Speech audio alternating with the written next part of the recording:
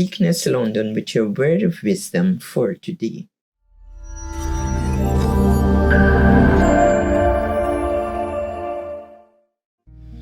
The account is taken from Mark chapter 2, verses 1 to 5 and verse 11. But because of time, I will just read verses 3 to 5 and 11. Then they came bringing to him a paralyzed man who was being carried by 4 men.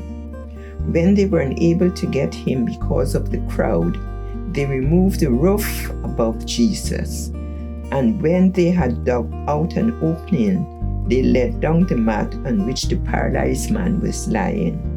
When Jesus saw their faith, active faith, springing from confidence in him, he said to the paralyzed man, "Son, your sins are forgiven." Verse 11, I say to you, get up, pick up your mat, and go home. We are all familiar with this account, which brings to life the words of Jesus, love your neighbor as yourself. These 4 radical friends knew that getting their friend to a building was not the goal. Getting him to Jesus was, because they had a mission to get their friend to Jesus for healing. They were faced with a challenge, as there was no room to get their friend inside the house to receive his healing. Many would have given up, or they would have just waited outside, hoping Jesus would see them as he came out of the house. But these weren't just any friends. They were radical, dedicated, but they were also friends of active radical faith. They need Jesus now. They didn't care who was in the room with him or the barriers that stood in their way. The paralyzed man, their friend, was priority.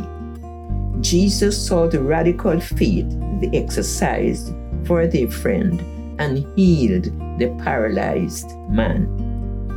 We all need radical friends, especially in the times and seasons we are in, who will do whatever it takes to carry us to Jesus. Proverbs 18:24, the CB version states, there are persons for companionship, but then there are friends who are more loyal than family. How can you and I exercise radical faith for our friends, families, and our neighbors? Praying without ceasing and asking others to pray with us is the equivalent of tearing off the roof. I appeal to you today, never think that they are too far gone, and stop having faith in their healing, their marriage, their job, or their salvation. There is no better time than now to take a stand for Jesus Christ and demonstrate your active faith. Stand firm in the faith, be courageous, be strong, and do everything with love. Jesus is right here, just waiting for you to tear off the roof like those 4 radical friends. Be blessed.